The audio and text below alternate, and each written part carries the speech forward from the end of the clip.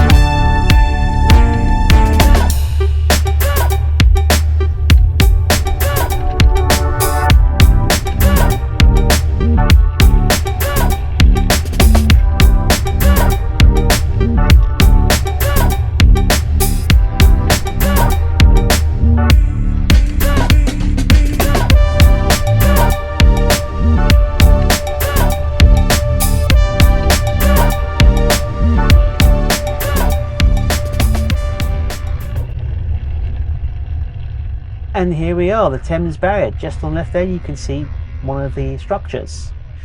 It's one of the largest movable flood defence barriers in the world, spanning 520 metres across the River Thames near Woolwich.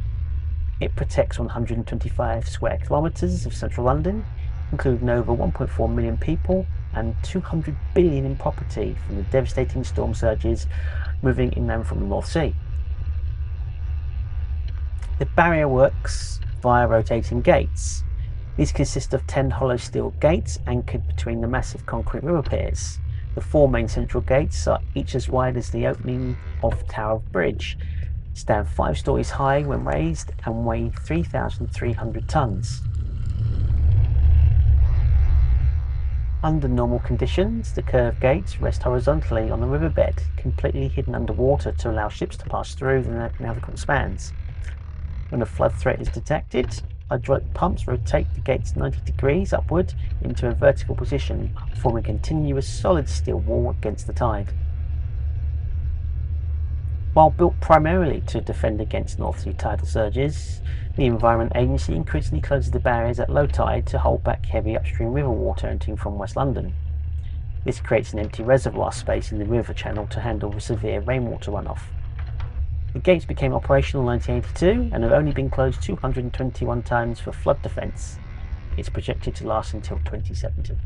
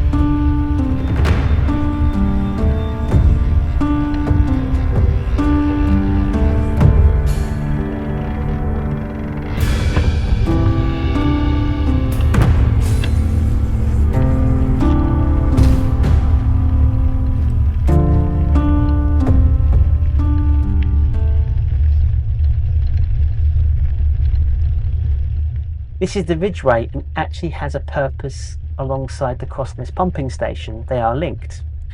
This is a 3.5-mile elevated pedestrian and cycle path that runs directly to the gates of the historic Crossness Pumping Station.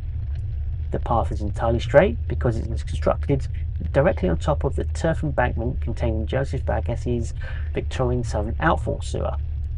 The 3 massive 12-foot diameter brick tubes run beneath your feet, gravity feeding wastewater from South London straight eastward to the treatment facilities at Crossness. It also acts as a boundary. The embankment acts as a prominent physical spine, forming the strict southern geographic boundary of the Thamesmead district.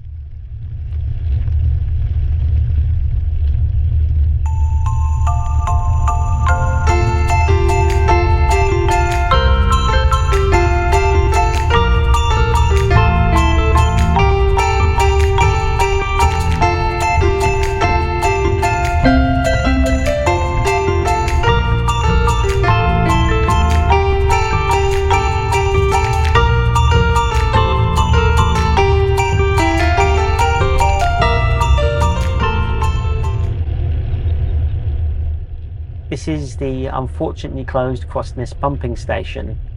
This is a masterpiece of 19th century civil engineering located in Abbey Wood, south East London. Commissioned by the Metropolitan Board of Works and designed by Chief Engineer Sir Joseph Bazalgette and architect Charles Henry Driver. It opened up on April the 4th, 1865 to resolve London's catastrophic Great Stink of 1859. By collecting and filtering wastewater away from central London, the facility effectively eradicated cholera epidemics in the capital. Despite its utilitarian purpose, the building features spectacular multicoloured ornamental Victorian cast ironwork. The intricate Romanesque arches, columns and leaf motifs earned it the nickname the Cathedral of the Marsh. The station houses 4 massive steam-powered beam engines named after royals: Victoria, Prince Consort, Alexandra and Albert Edward. The Prince Consort engine has been completely restored and is the only one that still actively runs for public demonstration.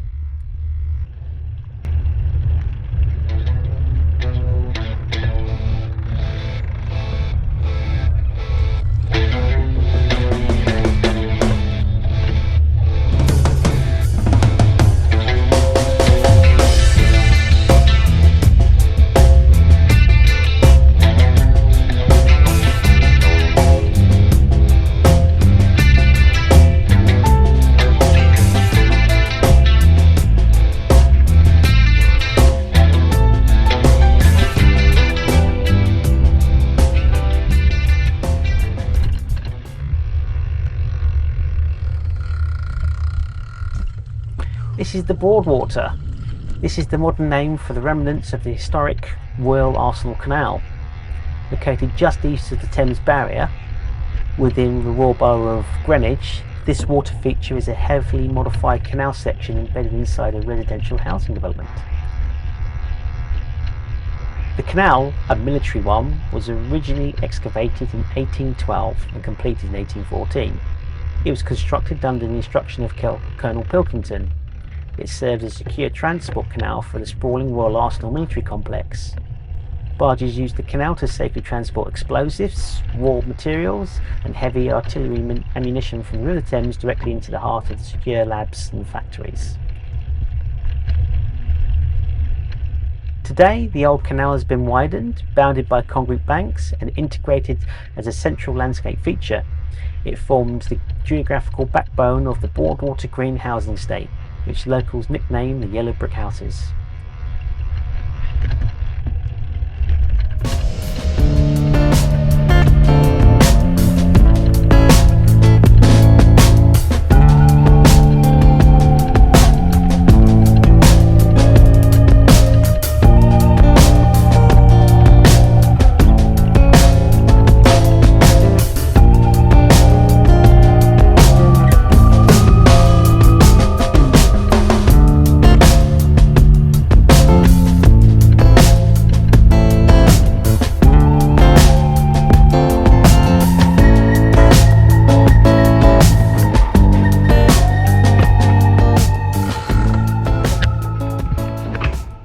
And here we are, coming to the end of the video. This is the Woolwich Foot Tunnel. I will leave a little bit more video to run and tell you a little bit more about the history, but this is the end of it for now. The tunnel was designed by civil engineer Sir Maurice Fitzmaurice. It opened up in October 26, 1912. It was constructed to give dock workers an all-weather, reliable alternative to the Woolwich ferry, which was frequently suspended due to thick fog or heavy river traffic. Both ends feature distinctive red brick entrance buildings topped with lead-covered structural domes, which housed the spiral staircases and lifts. It's a 504 metre or 1,654 feet long tunnel and sits about 3 metres below the riverbed. It takes approximately 10 to 15 minutes to walk across. As you can see, I'm not cycling.